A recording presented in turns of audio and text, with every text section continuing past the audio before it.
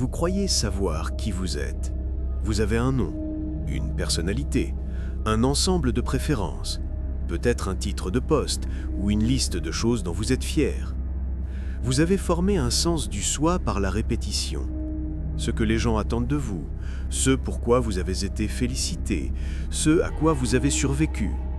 Mais si Carl Jung était là, il secouerait doucement la tête. Parce que ce que vous appelez « vous » n'est pas vous. C'est un masque, une persona, une performance qui est devenue permanente. Et tant que vous n'aurez pas le courage de l'arracher, d'affronter ce qui vit derrière, vous ne deviendrez jamais, jamais votre véritable âme. Jung ne croyait pas que la découverte de soi était confortable. Il croyait que c'était une guerre.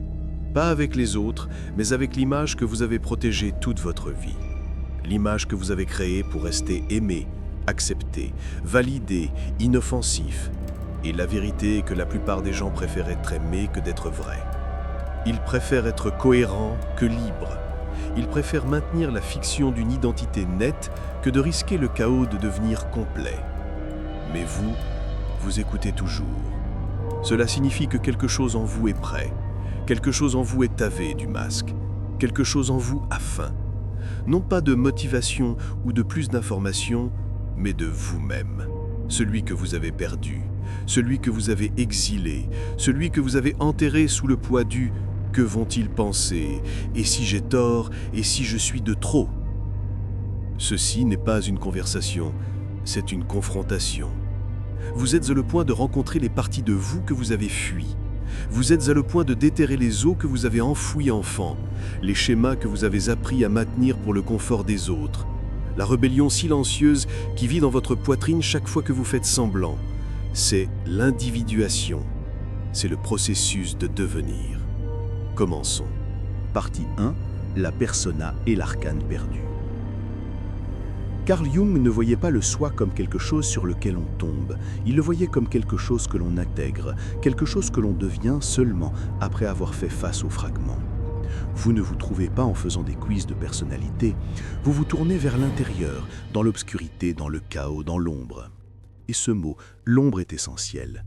Jung a défini l'ombre comme tout ce que vous avez refoulé, tout ce que vous avez jugé inacceptable. La colère que vous avez ravalée, l'égoïsme que vous avez nié, les désirs que vous avez enterrés, les versions de vous qui n'ont pas obtenu l'approbation. Au fil du temps, ce tas a grandi. Et pour survivre, vous vous êtes scindé.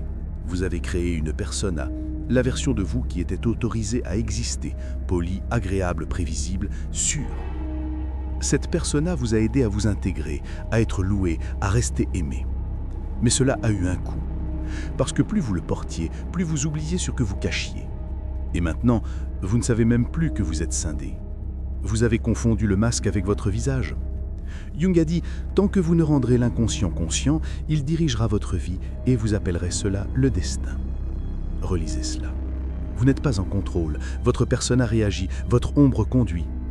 Et tant que vous ne lui ferez pas face, vous serez une marionnette de votre propre évitement. Alors demandons-nous, qu'avez-vous refoulé? Pas ce que vous n'aimez pas, mais ce que vous craignez que les autres n'aiment pas. Quelle partie de vous, vos parents, vos professeurs, la société, ont-ils jugé de trop? Vous avez été trop bruyant, trop sensible, trop ambitieux, trop honnête. Alors vous vous êtes édité. Et chaque fois que vous vous êtes édité, vous vous êtes éloigné de votre véritable âme. Vous avez perdu des instincts, vous avez perdu votre tranchant, vous avez perdu la vérité. Et le résultat, vous êtes devenu cohérent, prévisible, acceptable, mais jamais libre. Et maintenant, vous êtes coincé, performant, maintenant, mais vide. Non pas parce que vous êtes brisé, mais parce que vous vivez comme une moitié de personne. Jung a vu des gens qui s'appelaient bons, mais qui étaient secrètement pleins de ressentiment. Des gens qui réussissaient, mais qui se sentaient toujours creux. Parce que si vous construisez une vie à partir de la persona, vous perdez accès à l'âme. Laissez cela s'ancrer. C'est pourquoi le développement personnel ne fonctionne jamais. Il est souvent basé sur la persona.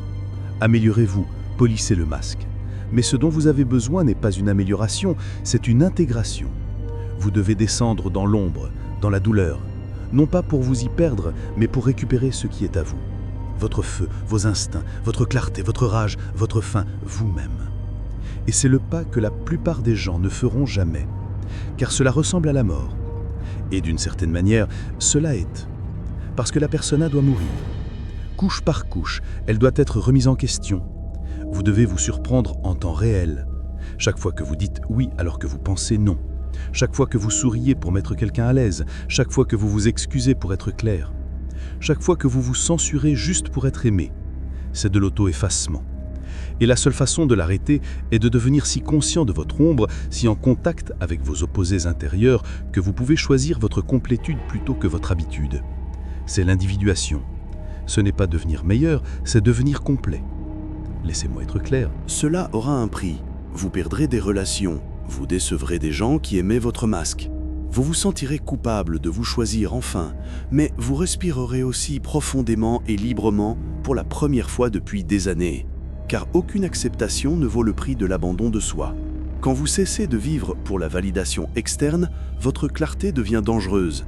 Les gens n'aiment pas ça car ils ne peuvent plus vous contrôler. Vous n'avez plus besoin d'approbation. Vous ne courez plus après l'attention. Vous ne vous pliez plus pour maintenir la paix. Vous choisissez la paix intérieure même si elle provoque la guerre à l'extérieur. C'est le changement. L'âme véritable ne se demande plus « est-ce que j'ai l'air bien ?» Elle demande « est-ce que cela est aligné ?» Elle ne demande plus « vont-ils m'aimer ?» Elle demande « est-ce que c'est réel ?» Elle ne demande plus « est-ce que je suis bon ?» Elle demande « est-ce que je suis vrai ?» Et la vérité n'est pas toujours agréable. La vérité est tranchante. La vérité est silencieuse. La vérité est désordonnée. Mais la vérité, c'est vous. Et voici le secret. Plus vous intégrez de vérité, moins le monde a de contrôle sur vous. Vous ne vous effondrez plus sous le jugement. Vous ne faites plus semblant d'être plus petit ou plus simple que vous ne l'êtes. Vous marchez avec tout de vous, ombre incluse. Et les gens le ressentent. Ils peuvent ne pas le comprendre, mais ils le ressentent. Vous devenez quelqu'un qu'ils ne peuvent pas cerner, pas manipuler, pas étiqueter. Vous devenez quelqu'un qui reflète leur propre évitement. Et c'est là votre pouvoir. Non pas d'être aimé, mais d'être complet. C'est le but de tout cela. Non pas l'optimisation, non pas la perfection, la complétude. Vous n'êtes pas là pour être aimé, vous êtes là pour être indéniablement vous. Partie 2. Les arcanes de la fragmentation. Vous avez vu ce que vous avez vécu, non pas vous-même, mais une fraction. Un masque bien rodé, construit à partir de l'approbation, des applaudissements et de la terreur silencieuse d'être de trop. Et maintenant, vous avez commencé à ressentir ce que Jung appelait l'attraction de l'ombre, cette tension, cette friction émotionnelle entre qui vous êtes et qui vous faites semblant d'être. Si cette tension a commencé à brûler, tant mieux. C'est la première preuve que vous êtes à nouveau en vie. Mais avant de devenir votre véritable âme, vous devez comprendre le système qui maintient le faux soi en vie. Car vos schémas ne sont pas aléatoires, ce sont les réflexes d'un psychisme fragmenté. Exposons ces arcanes de la fragmentation. Piège 1. L'obéissance émotionnelle. C'est la croyance que la bonté équivaut à la conformité, que la maturité signifie la douceur, la patience et la tolérance même lorsque votre limite est franchie.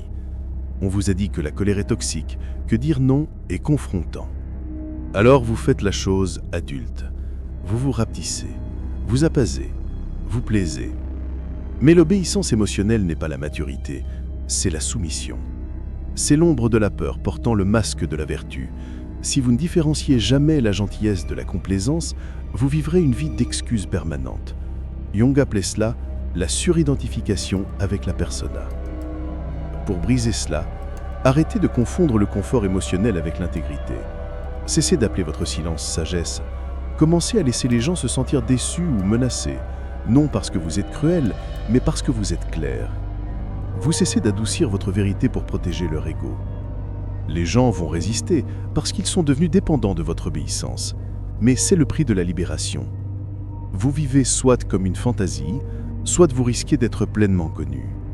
Cessez d'expliquer votre nom, cessez de vous excuser d'exister. Piège 2. L'attraction de la blessure familière. Jung croyait que tant que l'ombre n'est pas intégrée, elle déforme vos relations. Vous n'attirez pas ce que vous voulez, vous attirez ce que vous n'avez pas guéri. C'est pourquoi vous vous retrouvez avec des gens qui reflètent vos blessures passées. Cette attraction, ce n'est pas de la chimie, c'est le subconscient qui cherche une résolution. C'est l'enfant intérieur blessé tentant de recréer la douleur qui la façonnait pour qu'il puisse enfin la réparer. Vous appelez cela l'amour, Jung appelle cela la projection.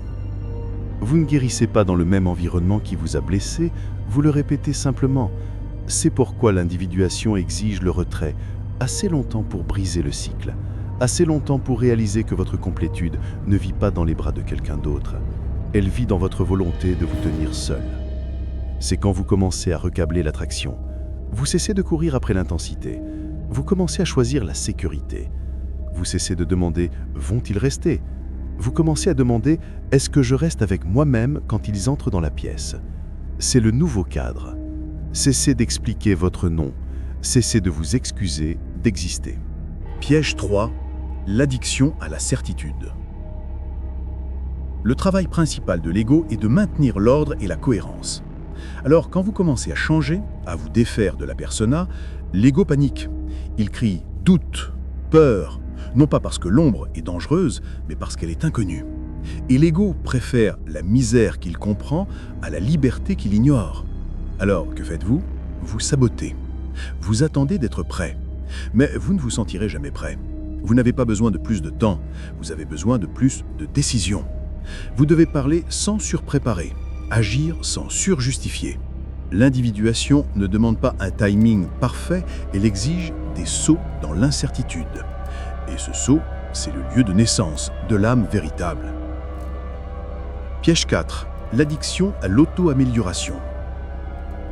Ceci est le cycle de la réparation sans fin, de la recherche du niveau suivant. Vous lisez, vous journalez, vous optimisez, mais rien ne change vraiment. Pourquoi? Parce que l'auto-amélioration est devenue votre nouvelle persona. Vous essayez toujours de gagner votre valeur, juste dans un costume plus spirituel. Vous essayez toujours d'échapper à votre ombre en l'analysant au lieu de l'intégrer. Jung dirait « arrêtez de vous étudier, commencez à vous confronter ». Cela signifie moins de lecture, plus de révélations, moins de paroles, plus d'action. Votre croissance réelle se produit sous la pression. C'est là que le masque se fissure. Piège 5. Le mythe de la bonne personne. On vous a appris à être bon, à être aimable, à être aimé. Et vous avez construit toute votre identité autour de ce concept. Mais l'objectif n'est pas d'être bon, l'objectif est d'être complet. Votre obsession d'être bon n'est que la peur du rejet déguisé. La vérité déçoit, la vérité brise l'illusion. Et si votre identité ne peut pas survivre à cela, elle n'est pas réelle. Alors vous choisissez bon ou complet, gentil ou vrai, obéissant ou vous-même. Et lorsque vous choisissez la complétude, vous cessez de négocier avec vous-même. Et dans cet espace brut et inconfortable, l'âme véritable commence à émerger. Si vous êtes arrivé jusqu'ici, vous avez déjà fait ce que la plupart ne feront jamais. Vous avez regardé fixement le masque que vous portez, l'ombre que vous portez, et les mensonges sur lesquels vous avez bâti votre identité. Vous avez marché à travers l'inconfort de réaliser que la personne que vous étiez n'était pas vraiment vous, juste un compromis, un instinct de survie enveloppé de louanges et d'obéissance émotionnelle. Vous avez commencé le processus que Jung appelait l'individuation. Alors, voici comment cela se termine. Vous ne courez plus après la clarté, vous l'incarnez. Vous n'existez plus pour l'acceptation, vous la définissez. Vous ne craignez plus votre obscurité, vous l'intégrez. À partir de cet instant, votre travail est simple. Protégez votre paix comme elle est sainte. Parlez votre vérité comme elle est de l'oxygène. Laissez le masque brûler, laissez l'ombre respirer. Et laissez votre âme véritable, celle qui ne bronche pas, ne mendie pas, n'explique pas, marcher à travers le feu sans être touchée. C'est ce que vous avez toujours été. Bienvenue à la maison.